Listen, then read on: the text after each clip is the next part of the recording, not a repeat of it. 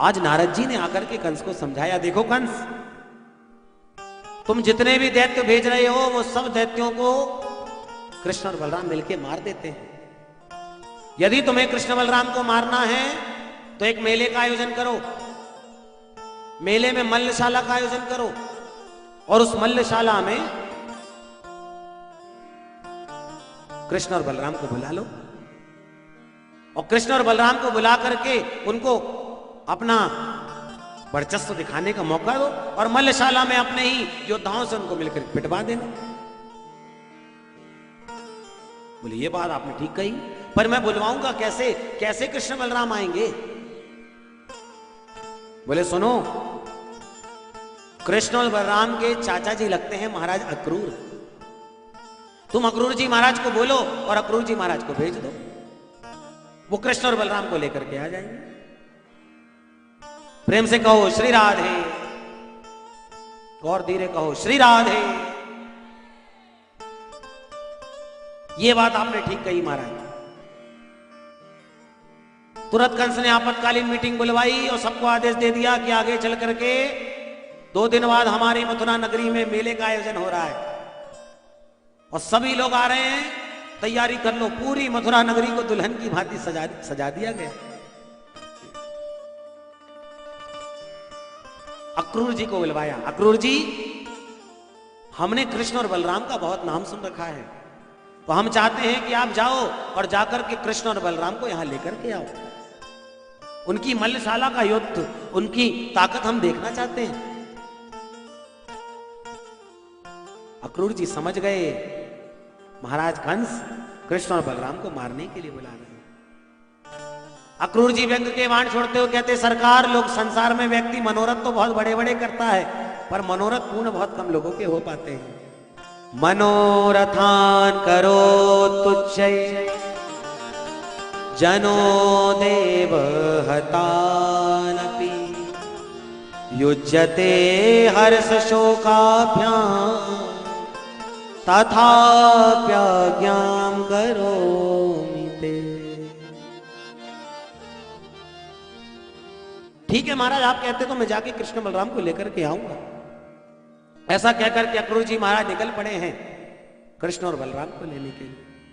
सुबह के निकले अक्रूर जी महाराज भगवान का चिंतन स्मरण करते करते ऐसे भगवान की लीलाओं में डूब गए कि सुबह के निकले अक्रूर जी महाराज सीधे शाम को वृंदावन पहुंचे हैं। जैसे ही शाम को वृंदावन आए, कृष्ण और बलराम दोनों ने अक्रूर चाचा जी को प्रणाम किया। चाचा जी आइए, स्वागत है। घर लेकर के आए, पाद दरगाहमन से पूजन कराया, रात्रि विश्राम करके चाचा जी के चरण दबा रहे हैं। कहिए चाचा जी, मथुरा मंडल में सब कुशल मंगल है? ओहो चाचा जी, मैंने कैसा प्रश्न कर दिया। कोई अस्पताल में भर्ती हो और उससे पूछा जाए कि तुम कैसे हो, तो भैया अच्छा यदि होता तो अस्पताल में होता ही क्यों? मैं जानता हूं ये कंस रूपी कैंसर ने सारे मथुरा मंडल में रोग फैला दिया है और इस कंस का इलाज करने के लिए मैं जल्दी आऊंगा चाचा जी। अक्रूर चाचा बोले, देखो कृष्ण बलराम, तुम्हें तुम्हारे मामा ने मारने के लिए बुलाया। उसने बहुत बड़े बड़े सल तोसल चाणूर मुष्टिक आदि दैत्यों को तुम्हें मारने के लिए तैयार किया है। भगवान कहते हैं, सुनो चाचा जी, आप मैया से यह बात मत कहना कि मामा जी ने हमें मारने के लिए बुलाया, क्योंकि यदि मैया को पता लग गया कि चाचा जी ने मारने के लिए बुलाया है तो मैया कभी मुझे आपके साथ जाने नहीं देगी। आप तो केवल इतना कहना कि चाचा जी ने मेला घुमाने ले जा रहे हैं और मेला घुमा करके परसों लौट करके आ जाएंगे। बोले ठीक है। सवेरे सवेरे नींद जगी तो उठते ही कन्हैया बोले, बाबा बाबा हम तो मेला घूमने जाएंगे। कन्हैया कहां जा रहे हो मेला घूमने? बोले मथुरा में मेला लगो है, चाचा जी आए ले वे। नंद बाबा बोले, कन्हैया मैं तो वो अकेले तो जाने ना दूंगा, हम सब भी चलेंगे। ठीक है चलो बाबा। बाबा ने पूरे नगर में हल्ला मचाए दियो, जो भी मेला घूमने चाहे कल सवेरे तैयार है जाए। सब तैयारी करने लगे। सुखदेव बाबा कहते हैं, परीक्षित आज भगवान मथुरा मंडल जा रहे हैं, पर जैसे ही ये बात गोपियों को, हमारे गोविंद मथुरा मंडल को छोड़ के जा रहे हैं तो सारी गोपियां विलाप करने लगी। हमारे गोविंद आज मथुरा मंडल को छोड़, वृंदावन को छोड़ के मथुरा जा रहे हैं। एक गोपी दौड़ करके आई, कहती हाँ सुना है कोई अक्रूर नाम का कोई व्यक्ति आया मथुरा से हमारे माधव को लेने के लिए। अरे राम राम, हमारे माधव ऐसे कैसे हम ही छोड़ के जा सकते हैं? सारे लोग मेला में जाने की तैयारी कर रहे हैं, पर गोपियां रुदन कर रही हैं। हमारे माधव हमें छोड़ करके कैसे जा सकते हैं? रोती रोती गोपियां मन में विचार कर रही हैं, जरा पता तो करो कब जा रहे हैं कन्हैया। बोले कल सुबह ही होते हुए जा रहे हैं। गोपियां तो विलाप करने लगी। अरे जिन गोविंद को आते जाते हम देखती, जिन गोविंद को आते जाते हम निहारती, आज वो माधव हमें छोड़ करके चले जाएंगे तो हमारा अवलंब कौन होगा? आज गोपियां रोती रोती आंखों से अश्रुपात करती करती विधाता ब्रह्मा को गाली दे रही है। अहो विधातस्तवना क्वचिद्वया संयोज मैत्र्या प्रणयेन देहिना तांशाकृतार्थान् वियुनंक्ष पार्थकम् विक्रीडितं तेर्भगचेष्टितं यथा। अरे ये विधाता ब्रह्मा ने कैसा ये सौभाग्य, ये कैसा भाग्य बना दिया जो आज हमारे माधव हमसे दूर जा रहे हैं, आज हमारे कन्हैया हमें छोड़ करके जा रहे हैं। जानते हैं गोपियां गोविंद से कितना प्रेम करती थी। जब गोविंद की दर्शन निहारती थी ना गोपियां, जब गोविंद के दर्शन करती थी गोपियां, और एक टक नजरों से जब गोपियां गोविंद को निहारती थी और अचानक पलक झपक जाती थी, तो गोपियां विधाता ब्रह्मा को गाली देती थी, अरे ब्रह्मा तूने ये पलक क्यों बना दी जो गोविंद को देखने में व्यवधान पैदा करती है।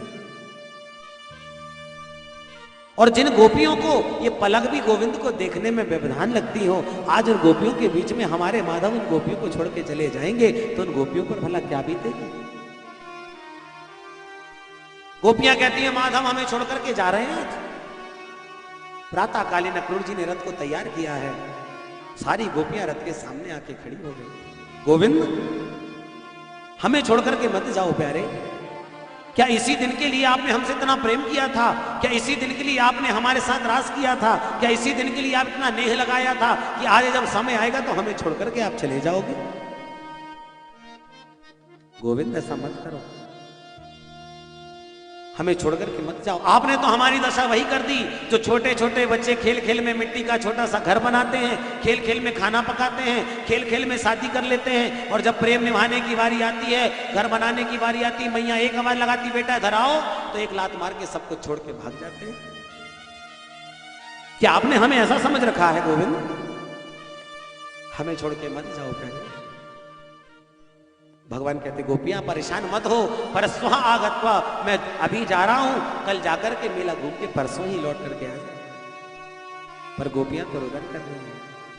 गोपियां कहती हैं अरे गोविंद आप हमें छोड़ के जा रहे हो ना, बहुत गलत कर रहे हैं आप, क्योंकि जो मैं ऐसा जानती कि प्रीत करे दुख हो,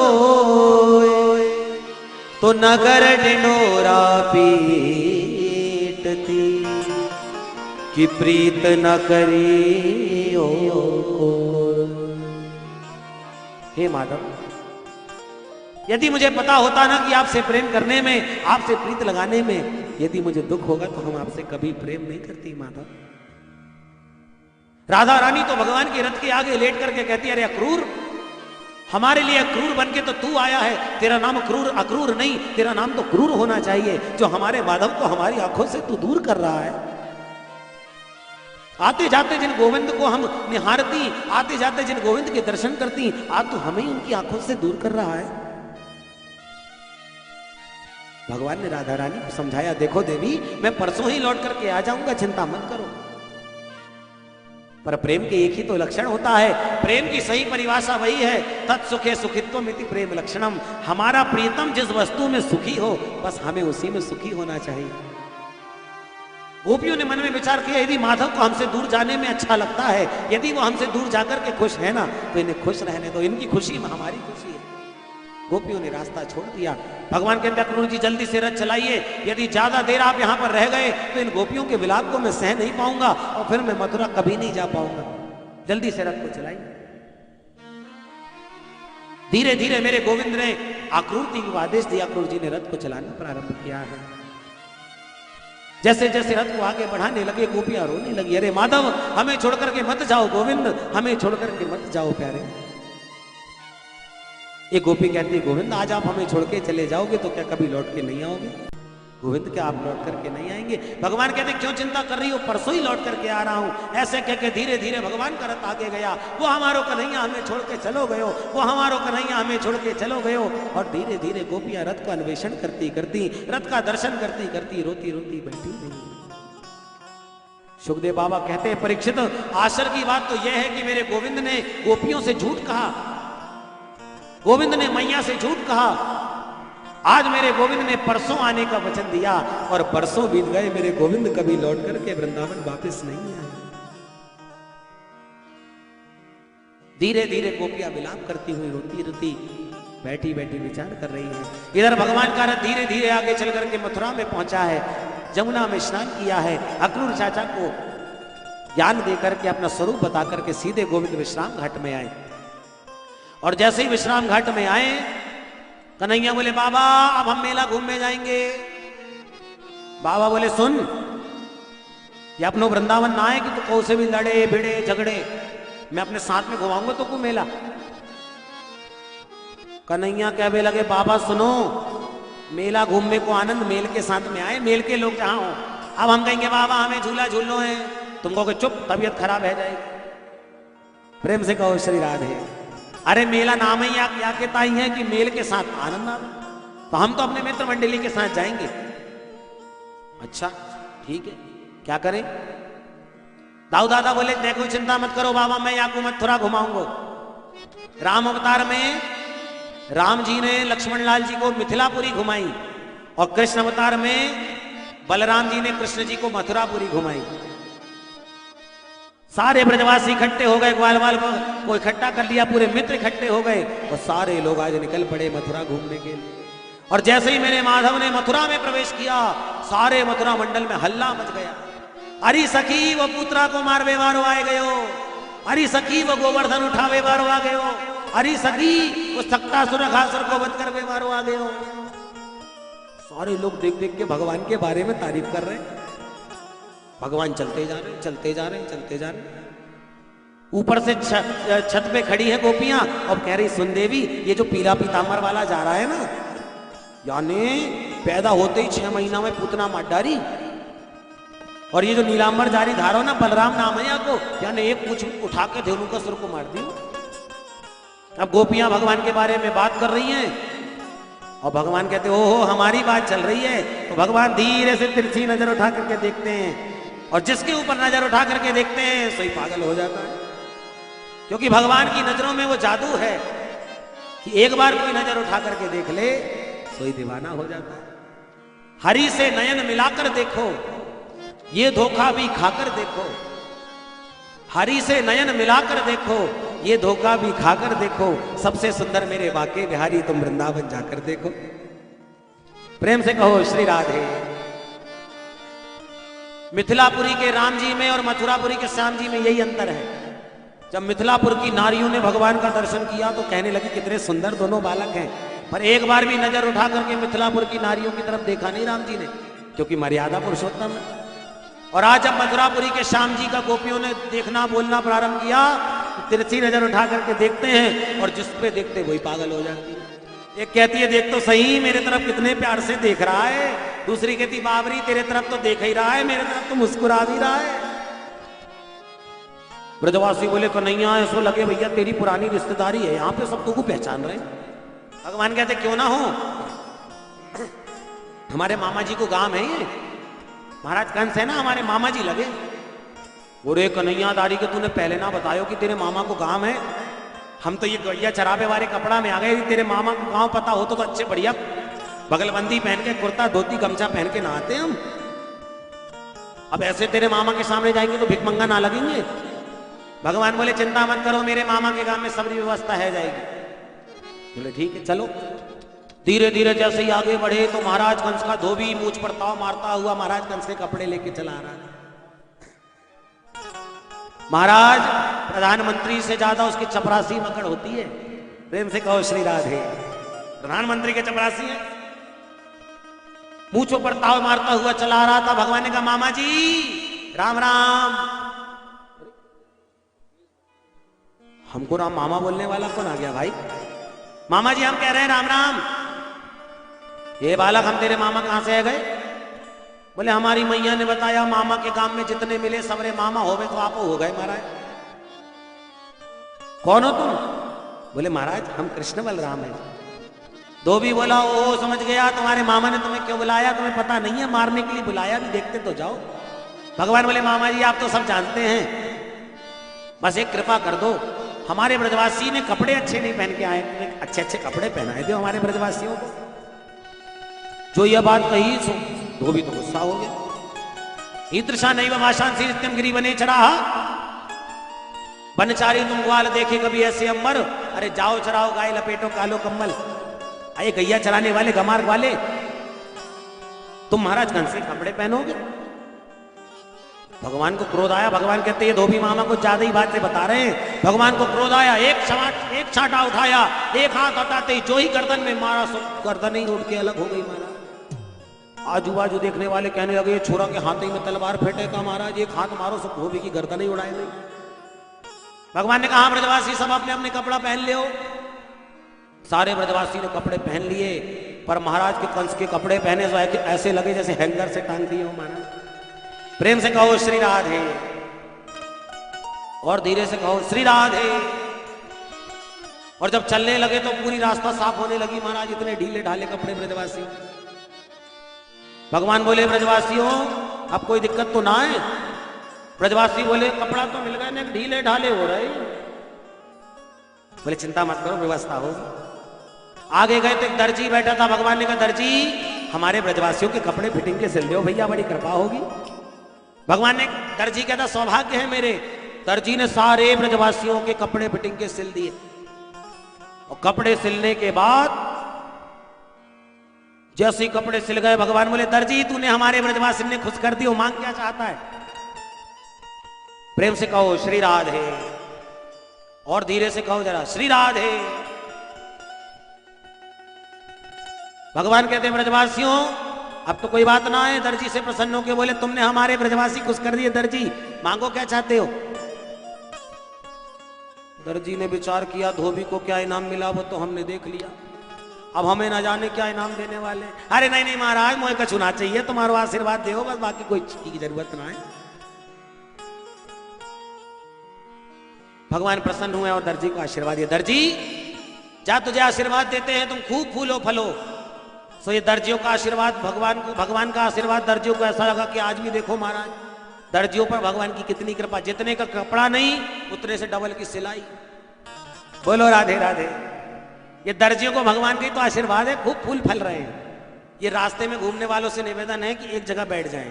कथा में व्यवधान होता है, आना जाना बिल्कुल ना करें। प्रेम से एक जगह बैठ के कथा को सुने। भाव बिगड़ते हैं, फिर कथा में मन बनाने में बहुत मुश्किल होती है। प्रेम से कहो श्री राधे।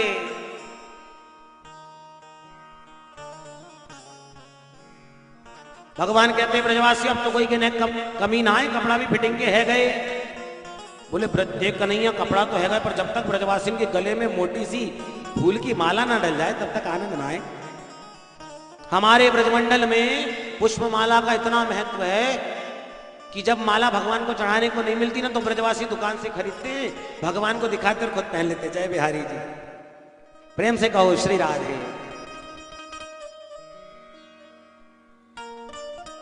सबसे पहले मथुरा में यदि भगवान किसी के घर गए तो वो सुदामा नाम का माली था। ततः सुदामनो भवनम मालाकारस्य जगमतु। सुदामा नाम के माली के यहाँ गए, माली ने सुंदर सुंदर माला पहनाई। भगवान प्रसन्न हो गए, बोले ब्रजवासियों कपड़ा भी है गए, माला भी है गई, अब तो नेको बात की कमी ना है। बोले देख भैया माला भी हो गई कपड़ा भी हो गए, पर जब तक ब्रजवासी के माथे पर थापक हुआ चंदन ना पुत जाए तब तक ब्रजवासी ना लगे।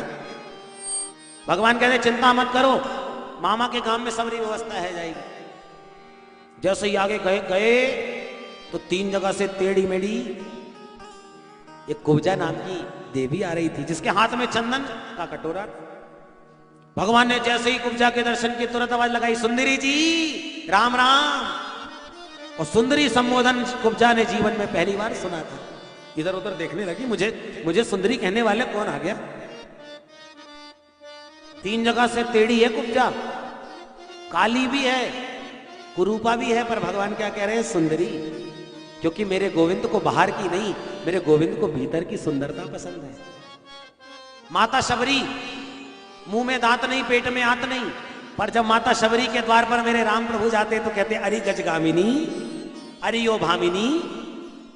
और आज कुब्जा को सुंदरी कह रहे हैं क्योंकि मेरे गोविंद को बाहर की नहीं, भीतर की सुंदरता पसंद है। सुंदरी संबोधन कुब्जा ने पहली बार सुना।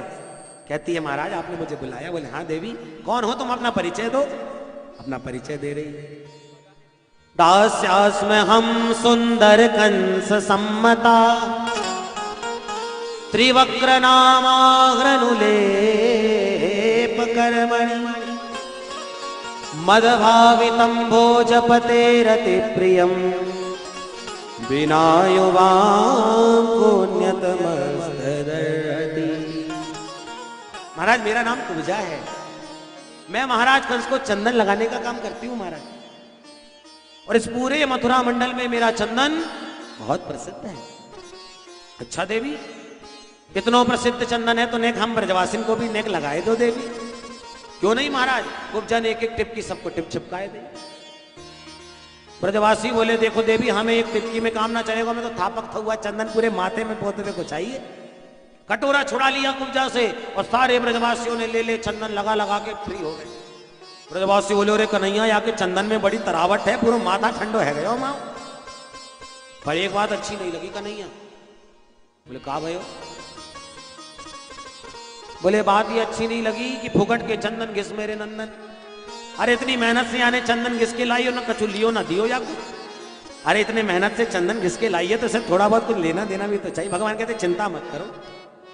भगवान ने धीरे से कुब्जा के पैर में पैर रखा और धीरे से एक हाथ उठा के कमर में रख लिया।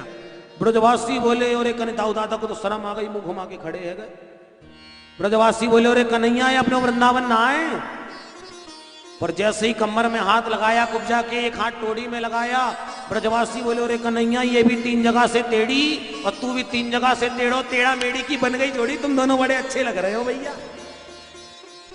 सारे ब्रजवासी कह ही रहे थे। अचानक भगवान ने टोड़ी में जो ही झटका मारा और 3 जगह से टेढ़ी मेढ़ी कुब्जा सुंदरी बनकर के प्रकट हो गई।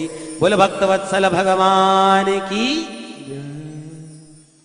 प्रसन्न हो गई। महाराज आज आपकी कृपा से मैं सुंदरी बन गई हूं, जल्दा घर चलिए। भगवान कहते मामा जी से मिलेंगे उसके बाद तुम्हारे घर चलेंगे। ऐसा कहकर के कुब्जा का वो सौंदर्य प्रदान करके भगवान आगे गए तो एक धनुष रखा हुआ था जो परशुराम जी द्वारा प्रदत्त महाराज कंस को था।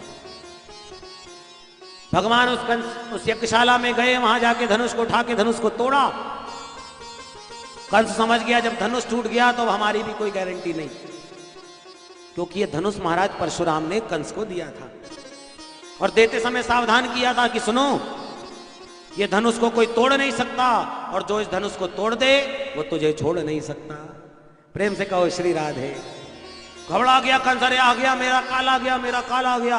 एक कुबड़िया पील नाम के हाथी को मदिरा पिला करके दरवाजे पर खड़ा कर दिया। दाऊ दादा ने पूंछ पकड़ी, कन्हैया ने सूंड पकड़ी, घुमा घुमा करके उठा करके जो ही पटका सो महाराज कुबलिया पीड़ भी गोविंदाय नमो नमः। हाथी के दांत को तोड़ करके मेरे गोविंद अब मल्लशाला में प्रवेश पा रहे हैं। और जैसे ही मेरे गोविंद ने मल्लशाला में प्रवेश किया, जिसकी जैसी भावना उस भावना के अनुसार माधव का दर्शन कर रहे हैं। जिसकी जैसी भावना है सभी लोग गोविंद का दर्शन करते हुए निहार रहे हैं। जाकी रही भावना जैसी, जाकी रही भावना जैसी, जाकी रही भावना जैसी, जाकी रही भावना जैसी। प्रभु मूरति देखी तिन तैसी, प्रभु मूरत देखी तिन तैसी, ओ प्रभु मूरत देखी तिन तैसी। प्रभु मूरत देखी भगवान मल्लशाला में प्रवेश पा रहे हैं। लोग देख देख करके भगवान का दर्शन कर रहे हैं। जिसकी जैसी जैसी भावना, उस भावना के अनुसार माधव का दर्शन कर रहे हैं। सुखदेव बाबा अपने श्लोकों में वर्णन कर रहे हैं।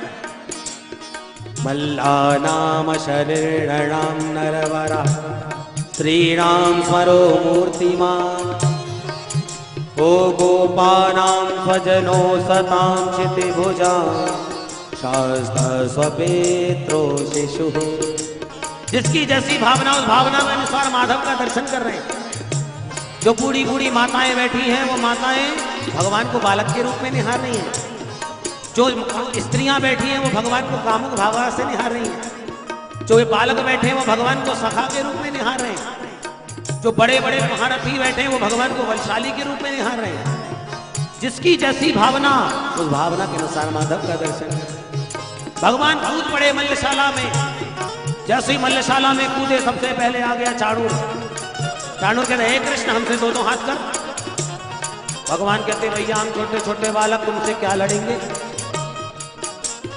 चाणूर बोला, तुमने इतने बड़े बड़े दैत्यों को मार दिया, हमसे नहीं लड़ सकते, चला दो हाथ कर। लड़ने लगे। भगवान चाणूर को पकड़ के पटका। भगवान ने चाणूर को पटका, चाणूर ने भगवान को पटका। भगवान को क्रोध आया, भगवान ने उठाया चाणूर को, और जो ही घुमाया, घुमा घुमा करके जो ही पटका, तो चारों कोने चित्त गिरा, चारों चटनी चट गया। मुष्टिकासुर आया, भगवान ने एक मुष्टिका का प्रहार किया, तो मुष्टिकासुर भी गोविंदाय नमो नमः। कूट नाम का दैत्य आया, भगवान ने कूट को भी कूट डाला। सल तो सल, मुष्टिक, चाणूर, सबको भगवान धीरे धीरे मारते जा रहे हैं। मामा कंस घबराने लगा, राम राम, ये कृष्ण तो मारने लगा सबको, पागल होने लगा। आज मैं इसे मारूंगा, इसके बाप को मारूंगा और अपने बाप को भी मार डालूंगा। भगवान समझ गए मामा कंस का बैलेंस बिगड़ गया, पागल हो गए मामा जी। लड़ते लड़ते मेरे गोविंद को क्रोध आया है, और क्रोध आते ही मेरे गोविंद सीधे सिंहासन पर कूद पड़े हैं कंस के, और सिंहासन पर कूद करके मामा कंस के केश को पकड़ लिया। मामा जी, मेरी माता देवकी के भी आपने ऐसे ही केश पकड़े थे, उठा करके पटका है, और जो एक लात का बाद प्रहार किया, तो रहे सहे कंस के प्राण भी। गोविंदाय नमो नमः। बोल कंस मर्दन भगवान की। पर हमारे परासिया वालों ने इतनी धीरे से जय बोली जैसे कंस इनका सगा मामा था, रिश्तेदार था क्या तुम्हारा, तो इतनी धीरे से काहे को बोलते हो। इसी कंस के चक्कर में भगवान ने कितनी परेशानी झेली, और तुम इतनी धीरे से बोल रहे हो। बोलो कंस मर्दन भगवान की। अभी भी जैसी आवाज आनी चाहिए वैसी नहीं आई। और हमारे भैया लोग जो बैठे हैं ना, ये सोच रहे हैं महाराज जी हमें थोड़ी बोल रहे हैं कुछ, मेरी नजर सब पर है। बोलो कंस मर्दन भगवान की। ठीक है, भगवान ने कंस का उद्धार किया है। अपने पिता मैया वसुदेव देवकी से मिले, अपने नाना उग्रसेन को जेल खाने से छुड़वाया।